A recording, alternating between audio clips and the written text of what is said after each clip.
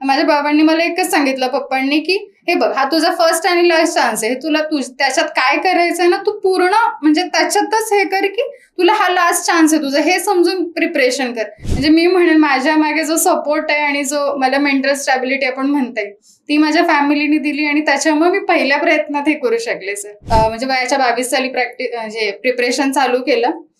वयाच्या 23व्या वर्षी प्री दिली, 24व्या वर्षी मेन्स दिली आणि वयाच्या 25व्या वर्षी इंटरव्ह्यू देऊन पास आउट झाले. मला 5च दिवस मिळाले आणि माझं असं होतं, माझा पहिलाच अटेम्प्ट आहे बाबा, होईल नाही होईल, पण होप्स होते सर. जेव्हा आपण इंटरव्ह्यू देतो ना, तेव्हा आपल्याला एक आयडिया येऊन जाते की बाबा आपलं होणार आहे सिलेक्शन की नाही. तुमच्या कॉन्फिडन्सवर ते तुम्हालाच एक आतनं समजून जाते ती गोष्ट.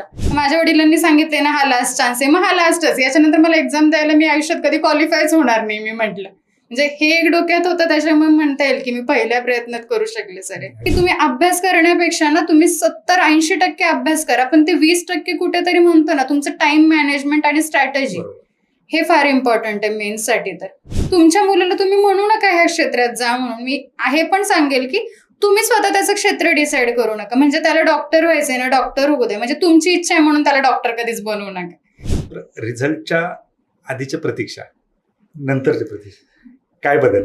जेव्हा प्रिपरेशन करत होते, खूप लोकांचे असे व्हिडिओज पाहिले किंवा ऐकलंय की 14 तास आम्ही अभ्यास केलाय, 15 तास अभ्यास केलाय. असं मी सांगेल इथे की माझ्याच्याने नाही शक्य झालं 14 आणि 15 तास कधी अभ्यास.